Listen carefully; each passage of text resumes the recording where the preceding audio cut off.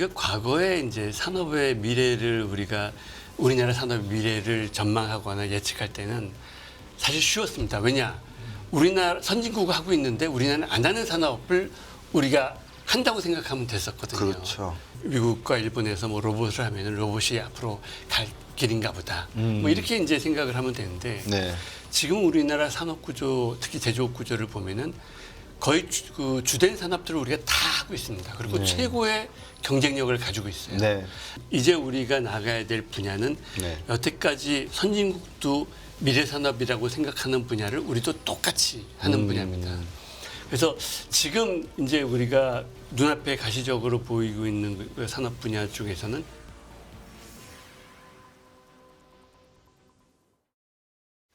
안녕하십니까. 연합뉴스 경제TV의 곽수정의 경제프리즘 곽수정입니다.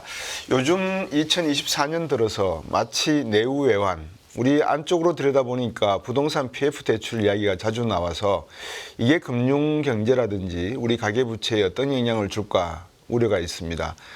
밖을 내다보니까 미중 간의 패권 경쟁은 더욱더 심해질 가능성이 있는 것처럼 보이고 이란에서 테러 사건이 나듯이 이란 하마스 사태라든지 러시아 우크라이나 전쟁이 언제쯤 끝날지 기약이 없는 것 같습니다. 이렇다 보니까 과연 2024년 한 해 우리나라 경제는 어떤 방향으로 가야 될지, 여러 가지 난제들이 있는 것을 어떻게 극복해야 될지, 미 연준이 금리를 낮춘다는데 우리나라는 또 어떻게 금리 정책을 가져가야 될지, 산업이 변화하는 양상이 이제는 우주항공산업을 중심으로 해서 새로운 산업이 또 등장을 하고 있습니다. 이러한 변환기에 시대가 변화하는 아주 굴곡기에 어떤 산업정책과 경제정책이 바람직한지 말씀 듣고자 한국산업연구원의 주현 원장님 모셨습니다. 안녕하십니까, 원장님? 네, 안녕하십니까? 예, 바쁘시죠, 요즘 새해 들어서. 네. 예.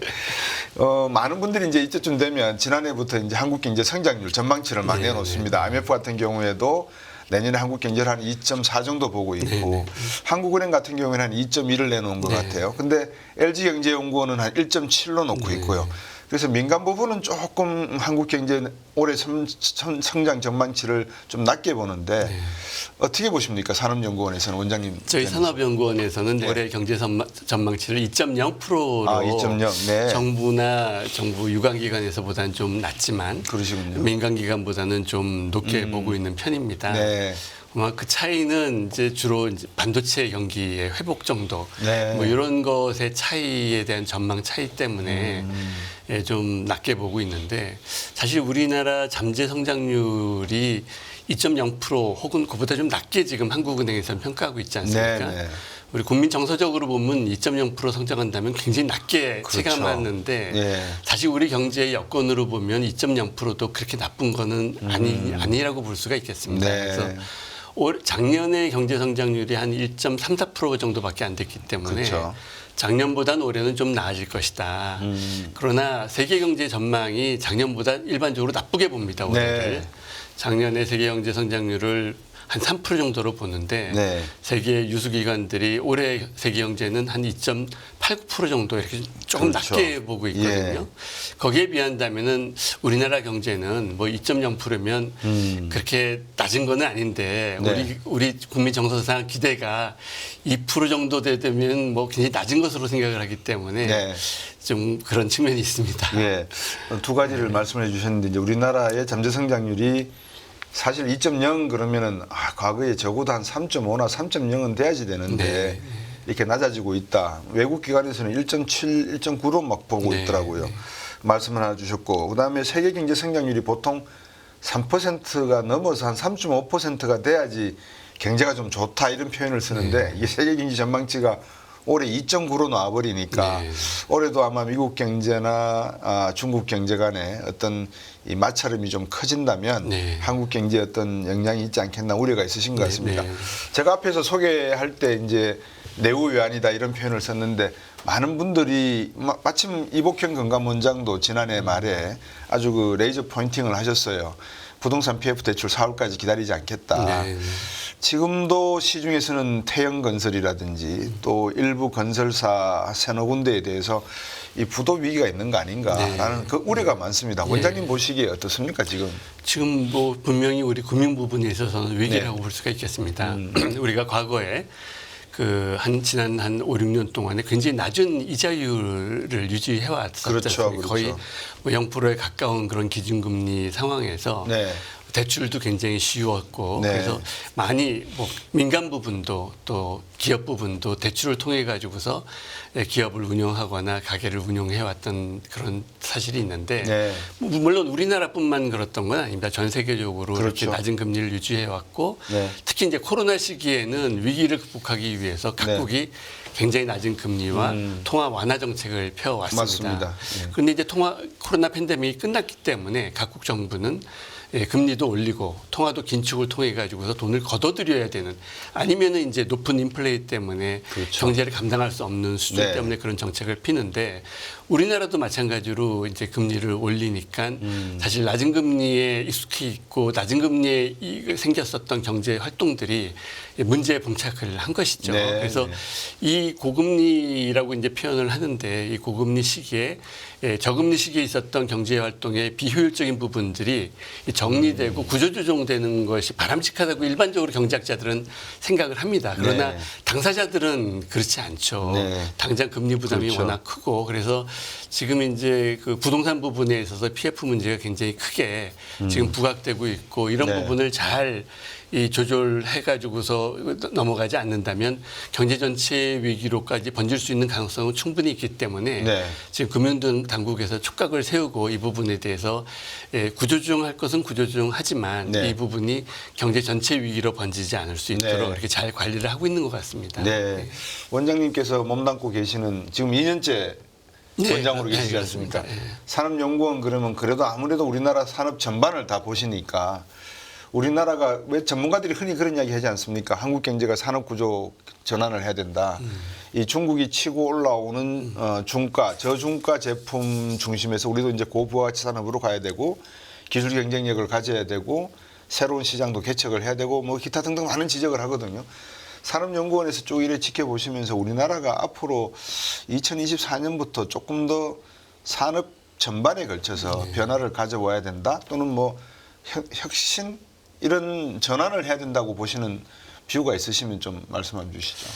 우리 경제 발전 수준으로 보면은 과거에는 이제 흔히 캐치업, 이제 추격형 경제라고 얘기를 해왔는데 네. 우리는 이제 추격을 할 만한 그런 기술이 없습니다. 그렇죠. 모든 분야에서 선진국과 동등한 라인에 서서 예. 지금 이제 지구상에 없는 새로운 기술, 새로운 산업을 오리진을 해야 되죠. 그 부분을 우리가 이제 개척해 가지고서 발전시켜 나가야 그렇죠. 되거든요. 예. 그런 측면에서 본다면 과거와는 경제 발전에 대한 기대와 방법 이런 것들이 이제 달라져야 될 거라고 네. 봅니다.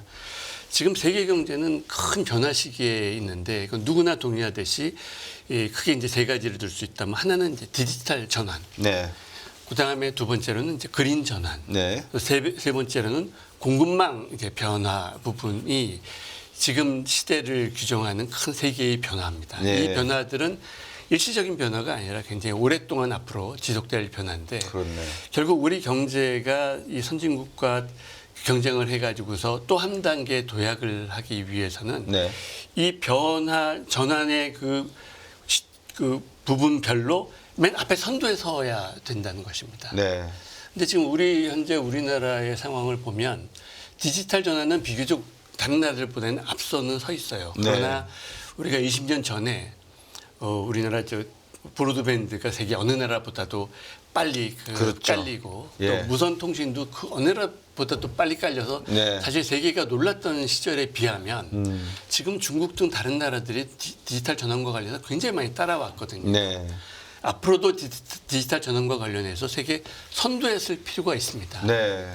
그린 전환을 보면은 우리는 사실 그린 전환 부분은 그 어느 나라보다 뒤처져 있는 상황입니다.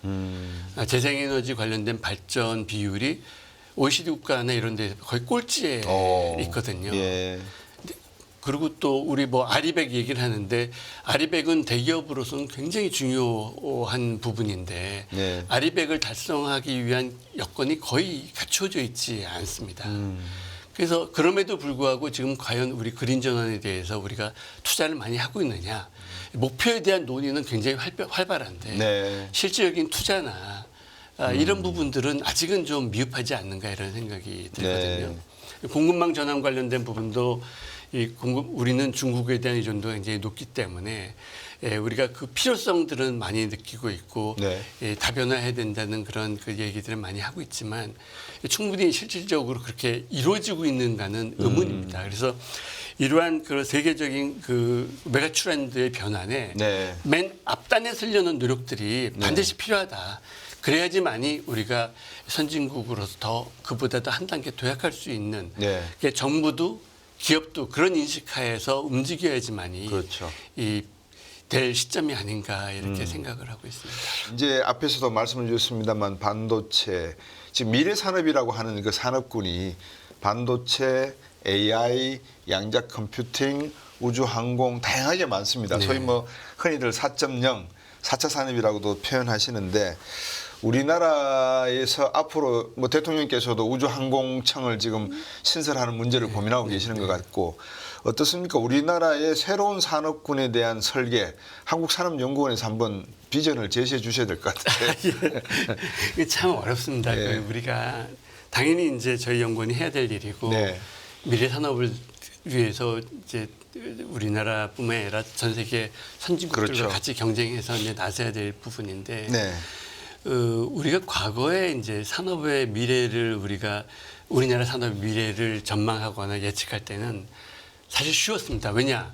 우리나라 선진국이 하고 있는데 우리나라는 안 하는 산업을 우리가 한다고 생각하면 됐었거든요. 그렇죠. 그거는 우리가 추격형 경제였을 때는 네. 미국과 일본에서 뭐 로봇을 하면 로봇이 앞으로 갈 길인가 보다. 뭐 이렇게 이제 생각을 하면 되는데 네. 지금 우리나라 산업 구조, 특히 제조업 구조를 보면은 거의 그 주된 산업들을 우리가 다 하고 있습니다. 그리고 네. 최고의 경쟁력을 가지고 있어요. 네.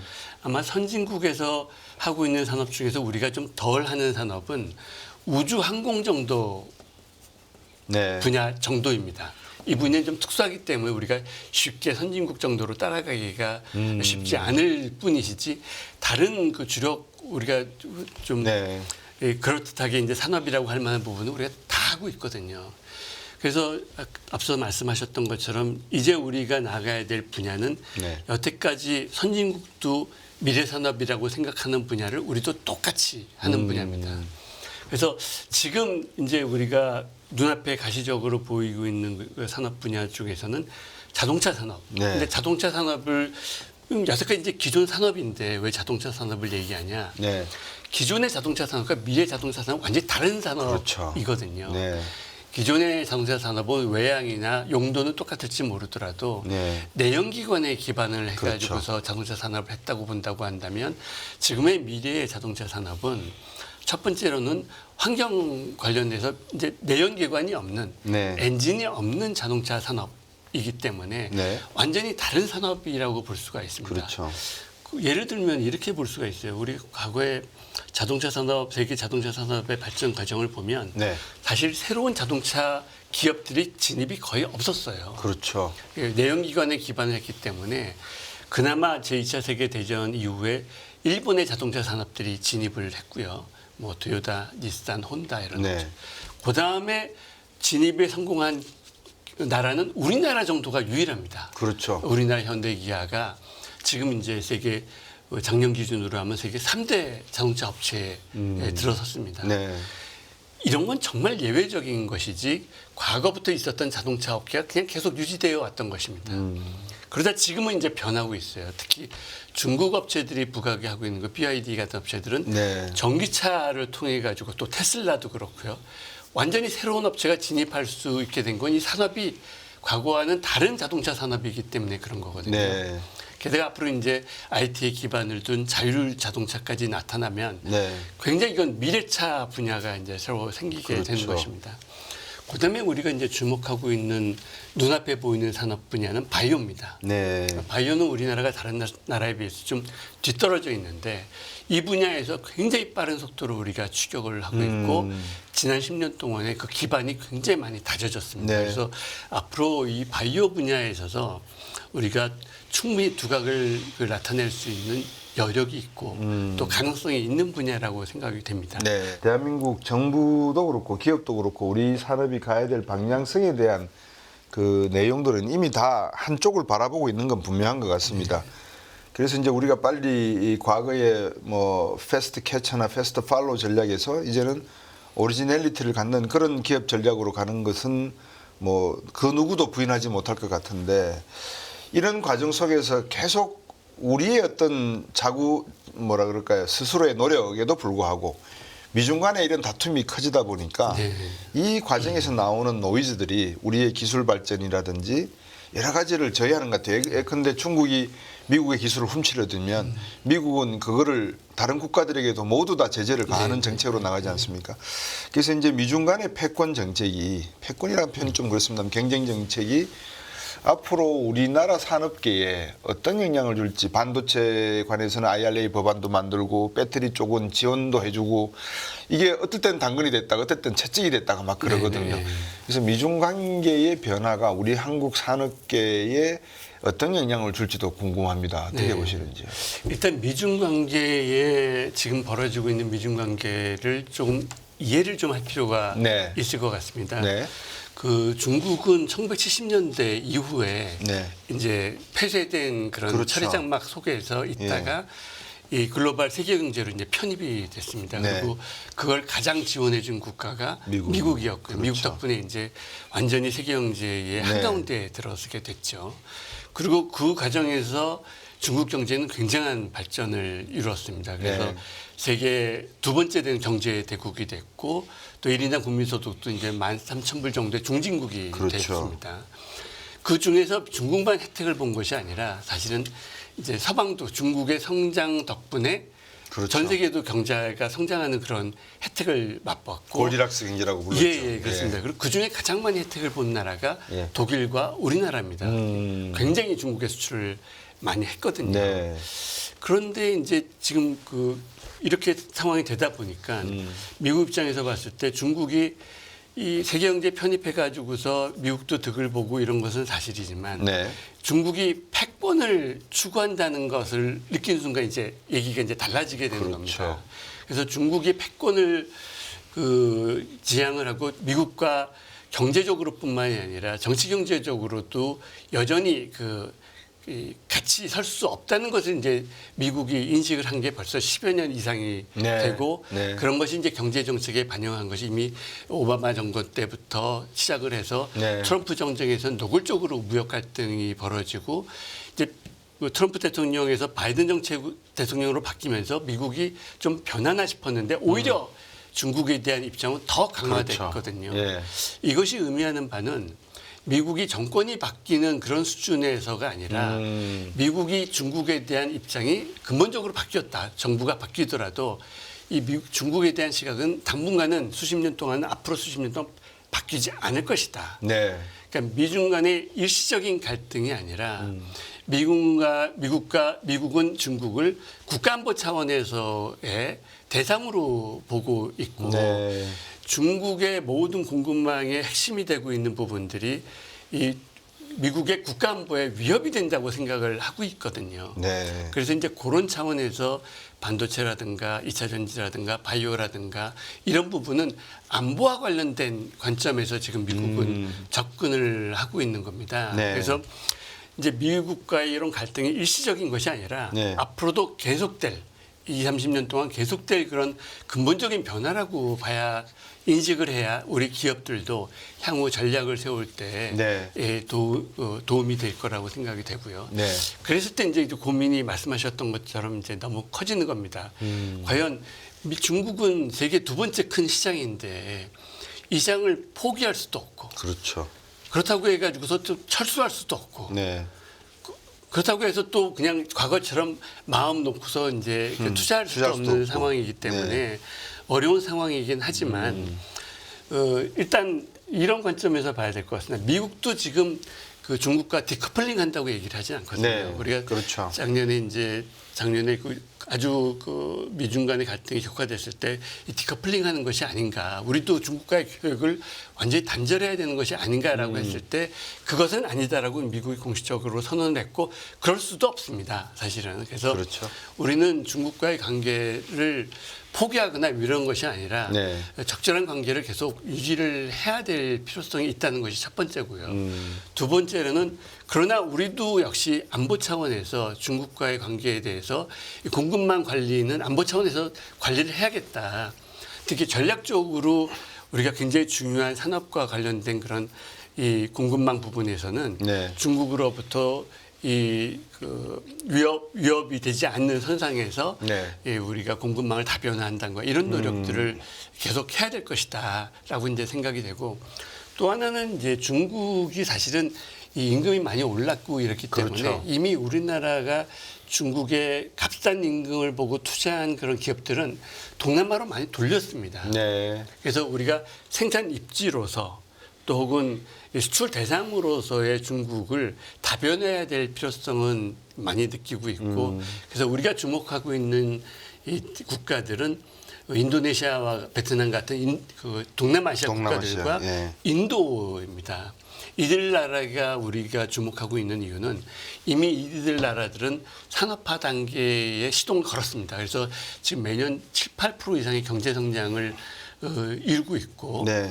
중국에 비해서 훨씬 더 1인당 그 임금이 굉장히 쌉니다. 네. 뭐 인도네시아나 베트남 같은 경우 1인당 3, 4천 불밖에 안 되기 때문에 네. 여전히 비용의 이점이 있고 장기적으로 보더라도 이런 나라는 경제 대국이 될 가능성을 가지고 있어요. 왜냐하면 인구가 그렇죠. 많거든요. 인도네시아는 2억 7천만 원 예. 명 정도 되는 그런 인구 대국이고 필리핀도 1억이 넘고 네. 베트남도 마찬가지로 이 그렇죠. 경제 게다가 인도는 지금 중국을 넘어서서 그렇죠. 세계 최고의 인구 대국이 되고 있거든요. 네. 그래서 이런 나라들은 미래 가능성도 굉장히 높기 때문에 이런 나라들에 대해서 우리가 생산 기주로 한다던가 네. 아니면 수출 대상으로 삼는 이런 이제 그 수출 다변화 혹은 수출 또 입지 대상으로서 생산 기주로서 이렇게 변화하는 그런 모습을 이미 보이고 있지만 이런 네. 노력들이 가속화되어야 될 거라고 생각을 합니다. 네. 원장님, 이건 좀 뭐 소위 말해서 번외 질문인데요. 정부 정책이라든지 기업들이 우리의 주요 기술들을 그런 뭐 가져가려고 하는 나라가 얼마나 많겠습니까? 네, 네.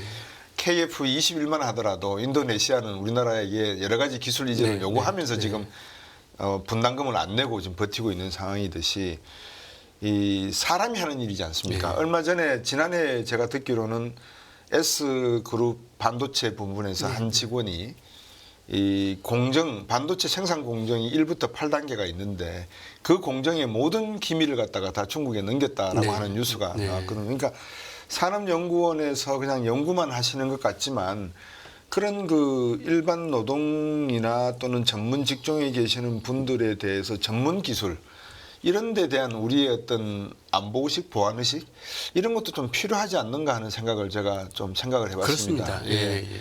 그래서 산업연구원에서 보시는 이 산업 스파이라 그래야 됩니까? 네, 네. 이 활동이 앞으로 더욱더 늘어날 건데 예. 여기에 대한 규제나 뭐 좀 정책 같은 것도 한번 고민해 봐야 되지 않겠습니까? 필요합니다. 예. 그러니까 이제 우리가 1990년대 이후로 네. 전 세계 글로벌화가 아주 굉장히 많이 그렇죠. 진전이 됐습니다. 그래서 네. 우리나라 기업들도 뭐 굳이 우리나라 국산화할 필요가 있느냐. 값싼 데에서 생산해 가지고서 공급만 안정적으로 받으면 되지. 그리고 다 안정적으로 공급을 받았습니다. 네, 네. 네, 그런 상황이었는데 지금 이제 미중 갈등으로 대표되는 그런 공급망 위기와 관련해 가지고 상황이 바뀌고 있어요. 네. 그래서 예전에는 우리가 시장 경제 하면은 이제 정부가 기업으로부터 간섭을 할 필요가 할 필요 없고, 없고, 예. 정부도 사실은 뭐 대기업에 대해서는 지원할 것도 없고 그렇기 그렇죠. 때문에 과거 우리가 정부 주도로 경제 발전을 해왔을 때는 정부와 기업이 밀착하다 못해 뭐 과도하게 이렇게 이제 그 관계가 형성이 돼서 네. 지난 20년 동안은 이 과도한 관계를 오히려 끊는데 우리가 노력을 많이 해왔습니다. 그래서 네. 상당히 이제 정부와 대기업과의 관계는 많이 이제 그 객관적이고 중립적이고 네. 바람직한 형태로 되어 있는데 지금 세계 경제가 바뀌고 있어요. 그렇죠. 대기업들조차도 정부에 많이 의존하지 않으면 안 되는 상황입니다. 왜냐하면 네. 상대국 정부가 이 뭐 여러 가지 수출 뭐 통제를 한다든가 진출해 있는 기업에 대해서 통제를 한다든가 국가적인 차원에서 해결해야 될 부분들이 통상 부분에서도 그렇고 이런 대외 진출 부분에 있어서 많이 생기게 되었거든요. 네. 특히 경제 안보와 관련된 그런 그 전략적인 그런 기술이나라든가 네. 이런 부분에 대해서는 국가가 보호해주지 않으면 그렇죠. 개별 기업 입장에서는 그거를 그 보호하는데 한계가 있거든요. 네. 다른 나라들도 다 마찬가지입니다. 그래서 특히 이제 일본 같은 경우에서도 국가 안보와 관점에서 네. 이런 그 새로운 그런 법령들이 굉장히 많이 생겼는데 네. 이런 부분들을 국가 차원에서 이 국가의 대표적인 기업들이 갖고 있는 첨단 기술들을 네. 국가 차원의 안보 개념에서 보호를 그렇군요. 해야 된다는 것입니다. 근데 그러려면은 사실은 인식 전환이 필요해요. 왜냐면은 네. 국가 입장에서 보면은 그 기술을 보호해 주려면 그 기술을 먼저 알아야 되거든요. 그렇죠. 사실 기업 입장에서 글로벌 기업 입장에서 보면 그건 우리나라뿐만 아닙니다. 다른 기업들도 국가를 어떻게 믿고 정부 관료들을 어떻게 믿고 기술을 네. 보호해달라고 그걸 내주겠어요. 공개를 할 수 있느냐. 이런 이슈들이 세계 각국에서 벌어지지만 지난 20년 동안 국가와 대기업과 정부 관계가 어느 정도 이렇게 독립적이고 투명화되고, 자율적으로 갔다고 한다면 좀 앞으로는 국가와 기업들의 좀 더 긴밀한 관계가 필요해요. 그래야 네. 기업들도 자신의 기술들을 보호할 수가 있고 국가도 국가 차원에서 국가 기술을 보호할 수 있는 겁니다. 네. 또 하나 이슈는 이런 기술들이 이제 어떤 부분들은 순수하게 기업들이 개발한 것도 있지만 네. 정부가 지원을 그렇죠, 해줘가지고서 그렇죠. 만든 기술들도 예. 많아지고 앞으로도 많아질 거거든요. 네. 그러니까 이 기술을 우리가 국가 기술로 보호한다는 그런 관점에 서야 이게 진짜 이 기술에 위출된 부분을 국가적인 관점에서 안보 차원으로 인식을 할 수가 있는 그렇죠. 겁니다. 그래서 이런 부분에 대해서 국가와 기업들이 좀 같이 정부와 기업들이 힘을 합쳐가지고서 네. 같은 관점에서 서서 국가는 이 기업들의 기술을 더 적극적으로 보호하고 네. 또 기업들은 필요한 부분에서 정부의 도움을 받는 그런 새로운 정부와 기업들의 관계가 형성될 필요가 있고 이게 다 네. 세계적인 추세입니다. 네. 그래서 우리나라도 좀 더 적극적으로 국가가 좀 더 심각하게 이런 기업의 기술을 보호할 수 해야 된다는 그런 관점에 서야 되지 않는가 이렇게 생각을 하고 있습니다. 네, 좋으신 말씀입니다. 지금 뭐 국가하고 기업이 경제 주체의 일원으로서 서로 독립적이면서 투명한 관계를 계속 유지해 가야 되고 국가의 경쟁력이라고 하는 건 결국 기업의 기술 경쟁력이고 과학 경쟁력 아니겠습니까? 네.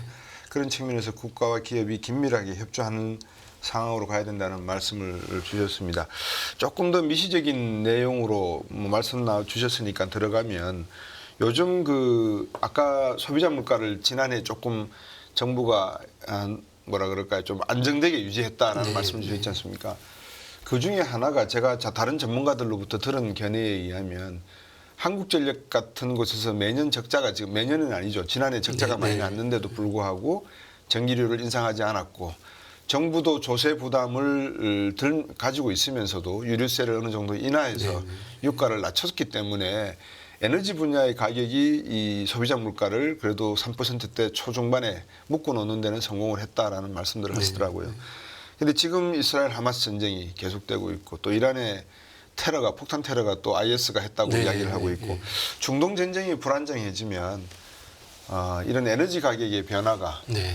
향후 우리 물가에 미치는 영향 어떻게 이 물가에 대한 에너지 가격과 이 부분에 대해서는 어떤 생각을 하고 계시는지 여쭙고 싶습니다. 전반적으로 경제학자들은 정부가 개입을 해서 가격 변수에 영향을 미치는 것을 굉장히 싫어하죠. 나쁘다고 생각을 예, 합니다. 예. 그러나 사실 정부로서는 특히 이제 우리나라 정부가 정책했던 어떤 그런 전통이 있기 때문에 네. 예, 마냥 그렇게 이제 물가가 오르는 것을 보기만은 우리 정부로서는 어렵습니다. 네. 또 국민들이 또 그걸 그렇게 바라지도 않고요. 그렇죠.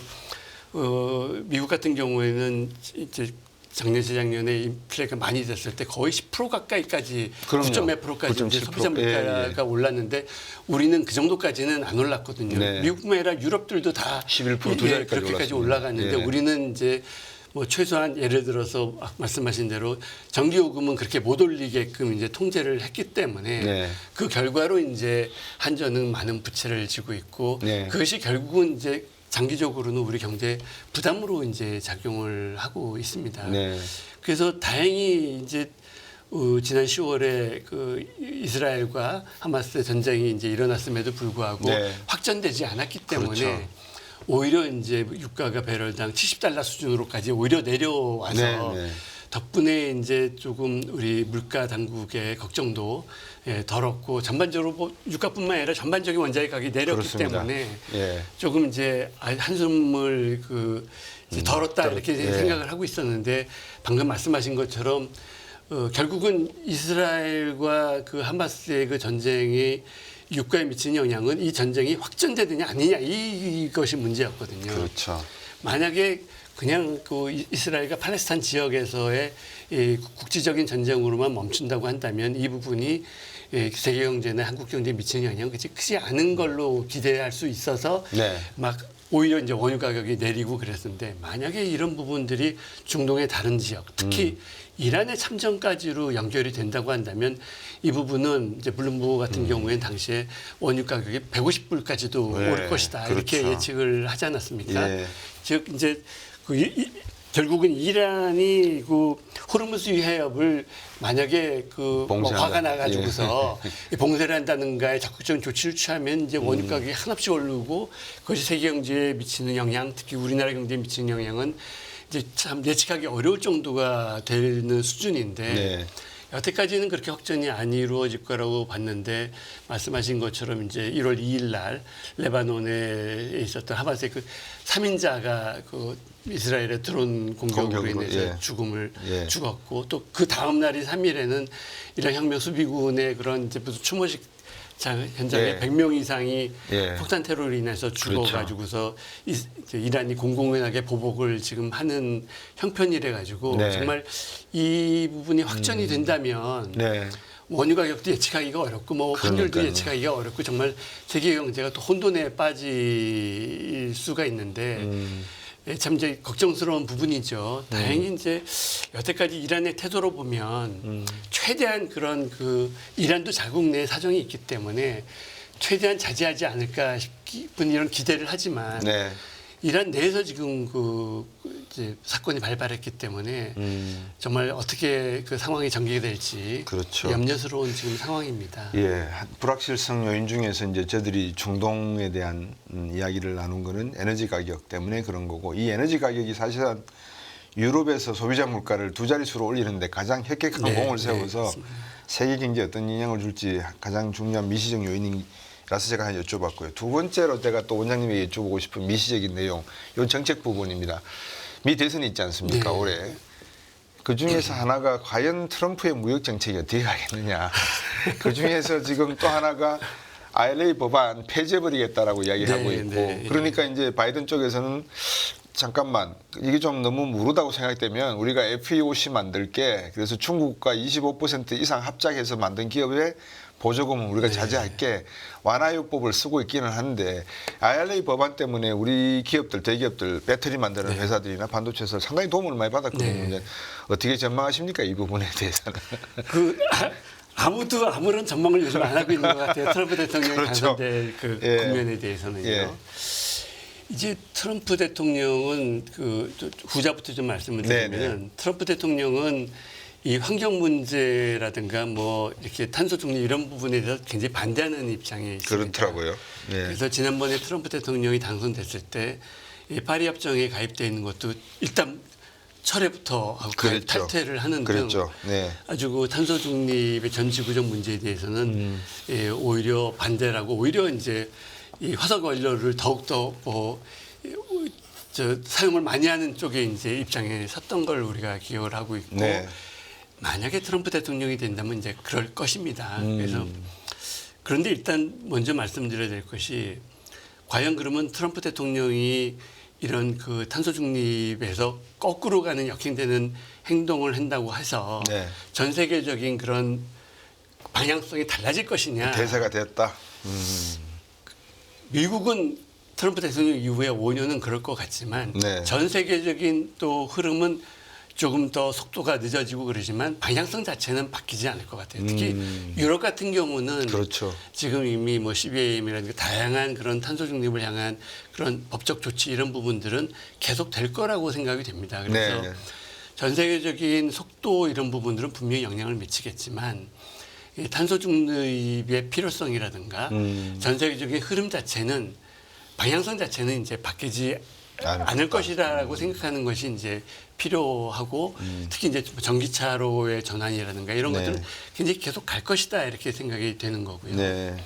말씀하신 것처럼 트럼프 대통령이 되면 이 바이든 정책이 취했었던 그 탄소 중립이라든가 친환경적인 그런 정책들은 상당한 퇴보가 있을 거는 분명할 것 같아요. 네.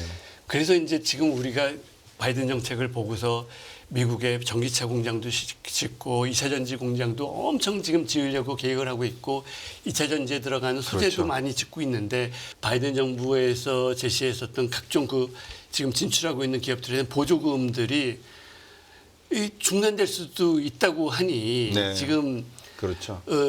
뭐 예측이 지금 불가능한 상황입니다. 그래서 일단은 그 관련된 기업들이 지금 과연 투자를 발표를 했는데 정말 진행이 돼야 될지도 굉장히 좀 판단하기가 곤란한 그런 네. 상황일 거라고 생각이 네. 되고 뭐 누구도 예측하기가 어려운데 트럼프 대통령이 될 가능성이 크다고 자꾸 얘기를 하니까 네.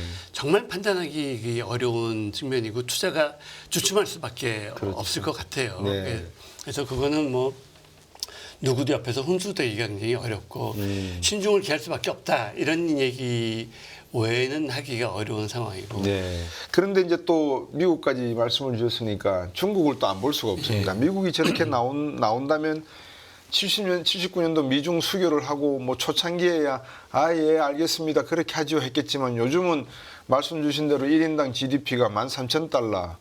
IMF에서 보기로는 GDP를 구매력 지수로 평가하니까 이 중국이 18.5%고요. 전 세계에서 차지하는. 미국이 15%더라고요. 네. 그러니까 이미 뭐 구매력 지수로 보면은 중국의 비중이 상당히 높게 나와 버리니까 중국 입장에서는 너희들이 그렇게 한다고 그럼 나도 할게.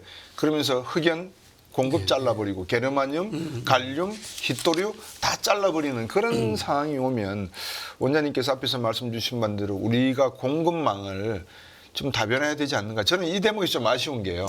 지금 우리나라는 인도네시아나 여러 그 남미 쪽에 이런 지하 자원이 풍부한 국가들로부터의 히토류라든지 이 배터리에 관련된 자원을 흡수하면서 걱정이 없었을 것 같은데 우리가 왜 이렇게 미래를 못 봤는지 모르겠습니다.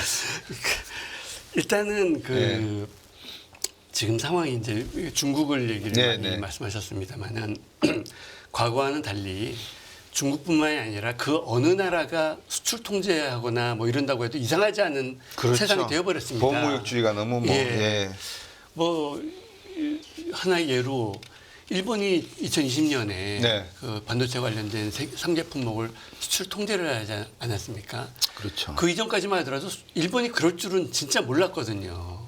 그러니까요. 근데 일본뿐만 아니라 그 이후에 세계 경제가 전개되는 양상을 보면 어느 나라가 어떤 수출 품목을 통제하더라도 별로 새삼스럽지가 않은 상황이에요. 네. 당장 중국의 수출 통제가 우리나라에 나쁜 영향을 미칠 가능성은 일단은 크지는 않을 것 같이 보입니다. 왜냐하면은 분명히 중국은 그런 그 자원을 가지고서 이 자원 자체가 이제 전략 자산으로 될 수 있는 자원들을 많이 가지고 있고 그렇게 활용할 가능성이 있는 국가라고 생각이 되지만 지금 중국의 입장에서 보면은 미국과 갈등하고 이런 상황에서 주변국들을 이 최대한 자기 편으로 혹은 중립화시킬 필요가 있기 때문에 이런 무기를 가지고는 있지만 이 무기를 활용할 가능성은 아주 극한 경우에는 활용하지 않을 겁니다. 그래서 지금 이제 갈륨이나 뭐 게르마늄이나 기타 뭐 여러 가지 얘기가 나오지만 그런 부분의 대부분들은 뭐 우리나라를 겨냥했거나 이렇다기보다는 자국의 수요라든가 장기적인 관점에서 이 관리를 하고 있는 부분이지 자기가 지금 이거를 당장 특정한 국가를 대상으로 전략 자산으로서 그냥 무기로 쓰겠다라는 그런 생각은 아닌 것 같거든요. 그래서 무기라는 것이 칼을 빼기 전에 무기가 되는 거지 칼 빼고 나면은 네. 사실 무기가 아니기 때문에 계속 칼집에서 이렇게 왔다 갔다 이런 모습인 것이지 중국이 가지고 있는 자산을 당장 어떻게 활용할 것 같지는 않습니다. 근데 네. 그럼에도 불구하고 이거는 분명히 개연성이 있기 때문에 우리는 중장기적으로 준비는 반드시 해야 되는 것이죠.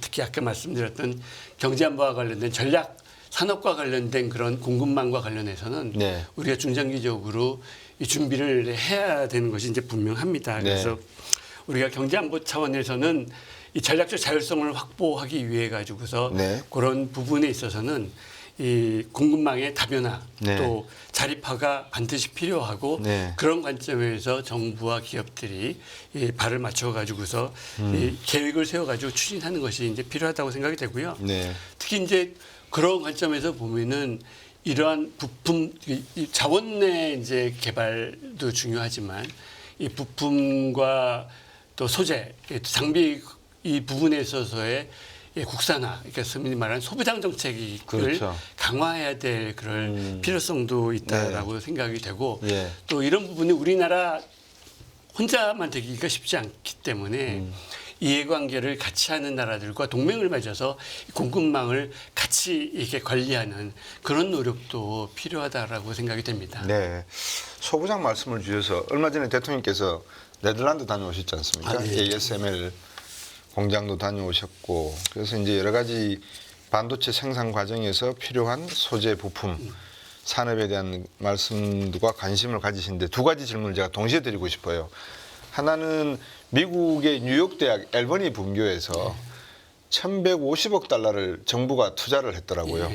ASML이 생산하고 있는 반도체 생산 공정에 그 디오드 기계의 어떤 제작 발전을 위해서 대학에서 연구 개발해봐라. 그러면서 그만큼 정부가 투자를 했더라고요. 근데 우리나라는 지금 내년도 과학기술 투자 예산이 한 26조 정도 되는 걸로 제가 들었거든요. 네. 이게 정액된 게 아니라 오히려 깎겠다는 이야기가 나오더라고요. 네. 대통령 말씀은 과학 정책에 있어서 투자를 늘리겠다, R&D 개발을 늘리겠다라고 말씀을 주셨는데 오히려 국회에서 본 예산은 깎여 있는 이야기가 나와서 소부장과 부품을 소재와 부품을 결국 우리가 어느 정도 자립도를 높이려면 여기에 대한 연구 개발비는 오히려 늘어나야 되지 않는가. 네. 그러면 산업연구원 원장님께서 주연 원장님께서 보시기에 정부 쪽에다가 조금 이런 부분만큼은 소부장 제도의 발전과 또 과학기술 R&D 개발에 필요한 예산만큼은 좀 늘릴 필요가 있다라고 하는 생각에 대해서는 어떤 견해를 가지신지 궁금합니다. 저쪽으로 네. 동감하고 있습니다. 네. 먼저 R&D에 대해서 먼저 말씀을 네. 드리면 우리나라는 그 2021년 기준으로 네. 전체 R&D가 102조 정도로 이렇게 세계 한 얘기됩니다. 5위쯤 세계 아닐까? 5위 정도 예. 됩니다.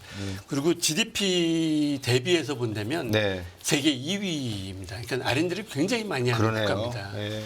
그러니까 이렇게 R&D를 많이 하게 된 것은 자연스럽게 된 게 아니라 지난 20년 동안 우리가 과거에 이제 값싼 노동력을 통해 가지고서 그렇죠. 경제 개발을 했던 데서 벗어나기 위해서 인위적으로 정부도 노력하고 기업도 노력을 해서 네. R&D 투자를 많이 올린 겁니다.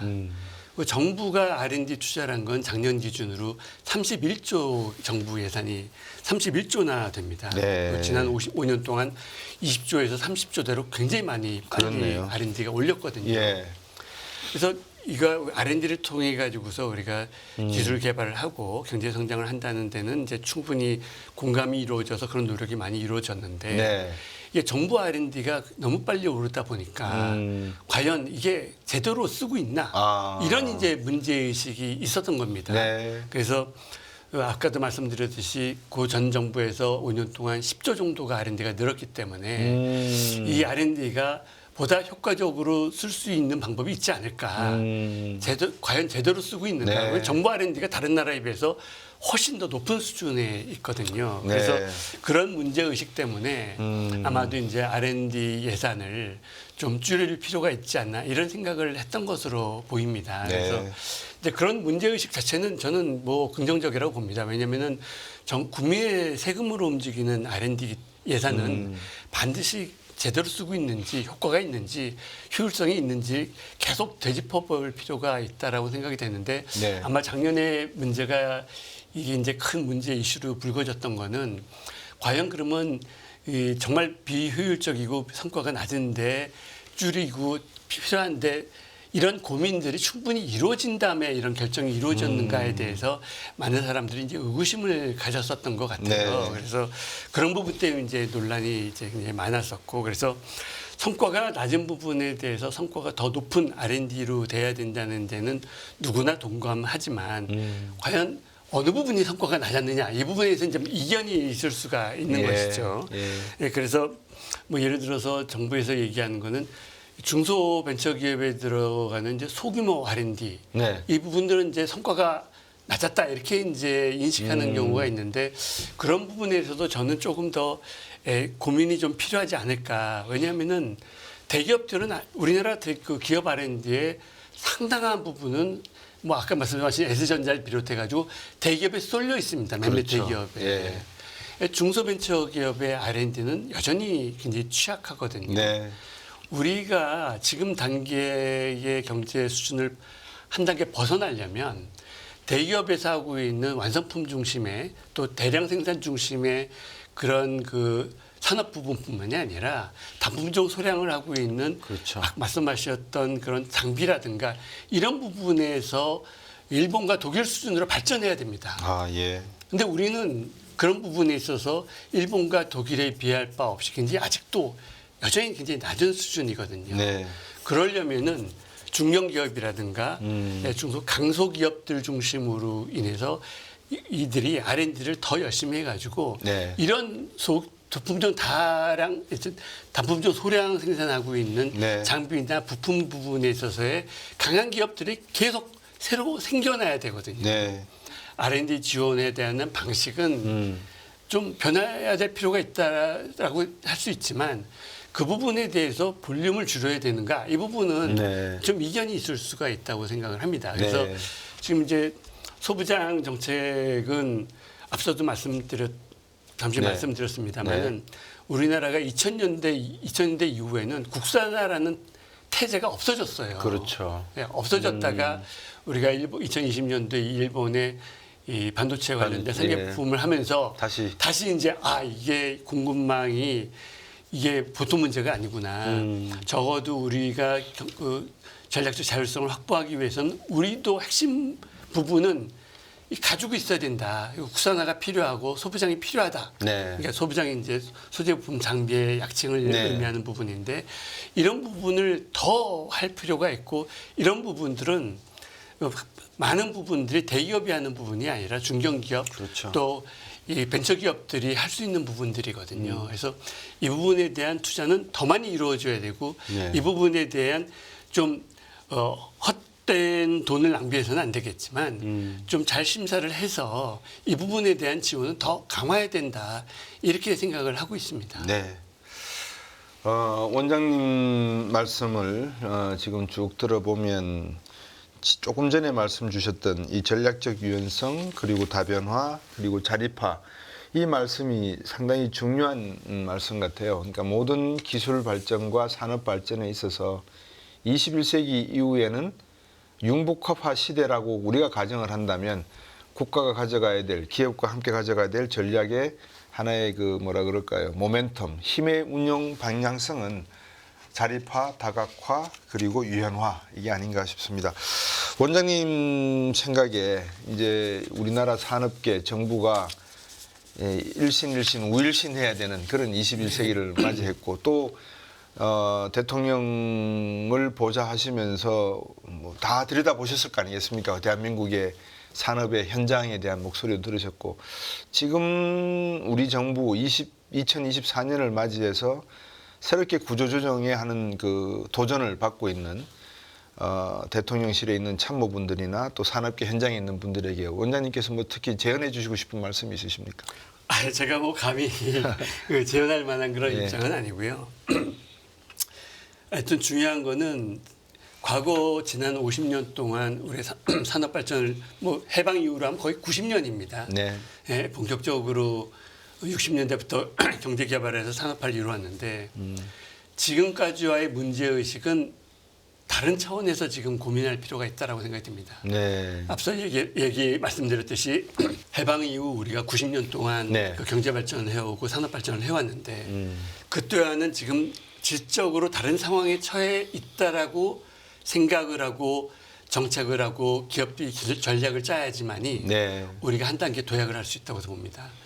디지털 전환, 또 그린 전환, 또 공급망의 이런 새로운 변화 이런 부분들은 과거의 상황과는 정말 질적으로 다른 상황이고 완전히 새로운 세계가 펼쳐진다고 봐야 되거든요. 네. 또 거기에 앞서 얘기는 안 했지만 우리나라는 지금 인구 감소국에 전환됐습니다. 네. 인구가 감소한다는 거는 그 단순하게 뭐 우리가 국민연금에 영향을 미치고 뭐 노인 세대와 신세대가 갈등 이런 문제를 떠나서 그렇죠. 경제와 산업에 아주 직접적인 영향을 미칩니다. 네. 지금식의 생산 방식으로는 도저히 유지가 가능하지 않고 지금과 같은 산업 구조가 유지될 수가 없습니다. 그래서 완전히 새로운 판으로 생각을 하고 네. 정부 정책도 기존의 산업만을 대상으로 한 정책이 아니라 말씀하신 것처럼 앞으로 그 새로운 세계에 펼쳐질 그런 산업들 또 앞서 제가 말씀을 잊었는데 이 녹색 산업과 관련된 부분에 대한 투자를 엄청 강화를 해야 됩니다. 네. 철강 산업이 살아남으려면 지금과 같은 생산 공정 방식으로는 수출 못하죠. 예, 수출뿐만 아니라 철강 산업이 생존이. 없어지는 겁니다. 그러니까 완전히 새로운 기술.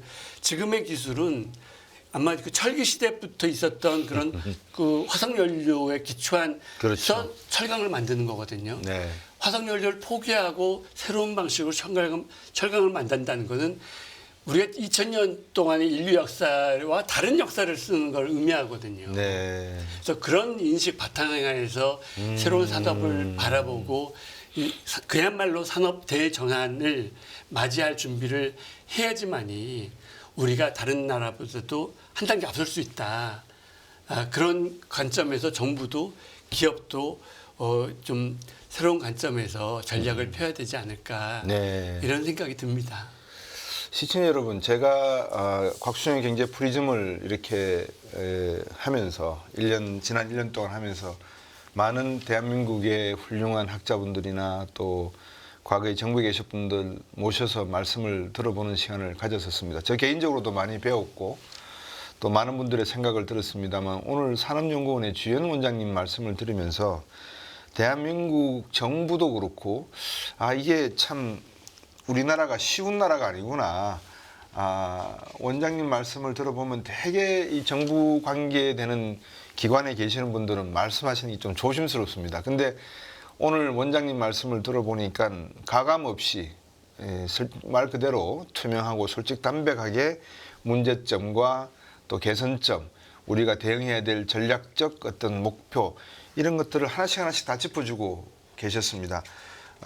참 감사한 일이죠. 대한민국 그렇게 녹록지 않은 국가라는 거 다시 한번 말씀드리면서 이제 산업연구원 또 맡아서 중요한 역할을 하셔야 될 것 같습니다. 원장님 같은 분이 계시기에 우리나라 산업구조 개편이라든지 이런 것이 개혁 그러면 너무 급격하게 변하는 거니까요. 우리나라 경제 규모가 73년도 지금 정부 종합창사 규모에서 세종시 규모로 바뀌었지 않습니까? 네. 쉽게 못 변하거든요. 서서히 어떤 이제 체력을 운동도 하고 해야 되는데 원장님께서 앞으로 산업연구원 어떻게 또 같이 동료 연구원분들과 함께 운영을 하시고 정부에게 또 좋은 말씀을 주셔야 될 건데 한 포부라 그럴까요? 2024년 새해를 맞이하셔가지고 원장님의 포부를 한번 감히 여쭙고 싶습니다. 뭐 제 포부라기보다요. 저희 산업연구원이 설립한 지 거의 50년이 그렇죠. 됐습니다. 그래서 우리 경제 발전과 산업 발전을 나름대로 뒷받침했다는 그런 자부심을 가지고 있고요. 네. 그런데 제가 돌이켜 봤을 때 최근 몇 년만큼 우리 산업정책, 산업연구원에 대한 연구 수요가 폭증했던 적이 없었던 것 같아요. 경제 환경이 너무나 빨리 변하고 있고 산업도 그렇게 빨리 변할 것을 요구받고 있다는 반증이라고 생각을 합니다. 네. 그래서 저희는 이제 세금으로 운영되는 국책연구기관인 만큼 네. 거기에 상응하는 소명을 다하기 위해서 저희 연구원이 다방면으로 노력을 해야 될 것 같이 생각이 됩니다. 네. 그래서 한국 산업의 미래 비전을 제시할 수 있는 네. 정책 연구 선도 기관이라는 사명감을 가지고 예. 향후 지난 50년처럼 예. 향후 50년 동안에도 대한민국의 경제 성장과 산업 발전을 함께하는 네. 선도하는 그런 연구기관이 될 수 있도록 네. 앞으로도 노력을 하겠습니다. 네. 우리나라에 많은 민간 싱크탱크가 있었습니다. 원장님 잘 아시겠지만 LG경제연구원, 현대경제연구원, 삼성경제연구소, 대우경제연구소. 한 국가가 성장을 하려면 그 국가 안에 많은 싱크탱크들이 존재해서 다양한 목소리가 나오고 산업정책과 기술, 모든 연구 보고서들이 사회학이라든지 경제학, 정치학 할 것 없이 다 쏟아져 나오는 그런 사회가 돼야지만 그 국가의 국력은 아무도 쉽게 건드리지 못하는 사회가 될 거라고 보여집니다. 저도 산업연구원 잘 알고 있습니다. 왜냐하면 같이 컸기 때문에.